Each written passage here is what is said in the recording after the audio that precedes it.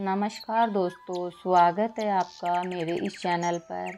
आज हम आपको सुनाने जा रहे हैं ऊपछठ की कहानी।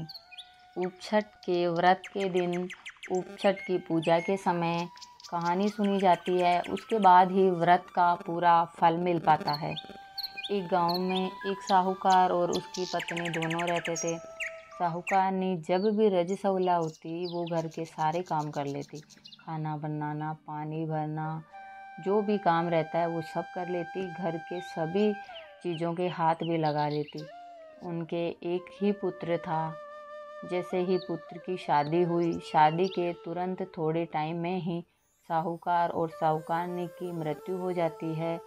साहूकार एक नया जन्म लेते हैं जो कि उन्हें बैल के रूप में मिलता है, और साहूकार ने अगले जन्म में बनती है कुतिया, जो कि दोनों अपने लड़के के घर में ही जन्मे थे।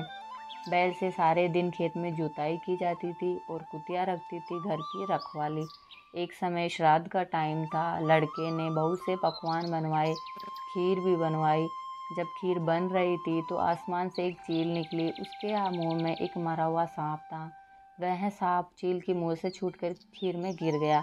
यह सब कुतिया ने देख लिया। उसने सोचा खीर सब खा जाएंगे तो सब लोग मर जाएंगे, इसलिए उसने खीर में मुँह लगा लिया ताकि खीर कोई ना खाए।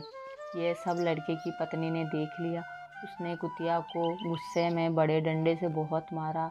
उसकी कमर की हड्डी तक तोड़ दी। इतना मारा, कुतिया को बहुत दुख हुआ। और जब शाम को बैल घर आया तो कुतिया और बैल बातें कर रहे थे। कुतिया ने बैल को बोला, आज तो तुम्हारा श्राद्ध था, तुमने तो भरपेट खाना खाया होगा। मैंने तो खाना छोड़ो मार खाई सो अलग बात। बैल ने कहा, नहीं, मैं पूरे दिन खेत में जुताई कर रहा था, मैंने कोई खाना नहीं खाया। बैल और कुतिया की सारी बातें लड़के की पत्नी ने सुन ली और ये सारी बातें वह जाकर अपने पति को बताई और बोला कि किसी ज्योतिष को बुलाओ। लड़के ने एक अच्छे से ज्योतिष को घर बुलाया और उससे सारी बात थी घर की, कुतिया और बैल की, वो बताई। ज्योतिष ने अपनी ज्योतिष विद्या से पता लगाया और लड़के को बताया कि कुतिया तुम्हारी माँ और बैल तुम्हारे पिता है। यह योनि उन्हें इसलिए मिली है क्योंकि तुम्हारी माँ जब भी रजस्वला होती थी वह घर के सभी चीज़ों के हाथ लगा लेती थी, सारे कार्य खुद ही कर लेती थी। इस वजह से इन्हें योनि मिली। लड़के ने उनके उद्धार का उपाय पूछा तो ज्योतिष ने बताया कि भाद्र पक्ष की कृष्ण पक्ष की षष्ठी यानी ऊपछठ का व्रत करें, शाम को नहाकर पूजा करें, उसके बाद बैठे नहीं। चांद निकलने पर अर्घ देने पर जो पानी होते हैं उसके छींटे लगेंगे इन दोनों के, तभी इनका उद्धार होगा। ज्योतिष के कहने अनुसार लड़के की कन्या ने ऊपछठ का व्रत रखा, ऊपछठ की पूजा की, शाम को नहाकर खड़ी हो गई। जब चांद को अर्घ देने का समय आया तो उन्होंने ऐसी व्यवस्था की जिससे अर्घ का पानी कुतिया और बैल तक पहुँच जाए।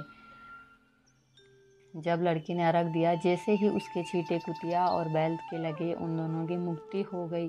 हे ऊपछठ माता, जैसे कुतिया और बैल को मुक्ति दी, वैसे कहते सुनते हुकारे भरते सबको मुक्ति प्रदान करना।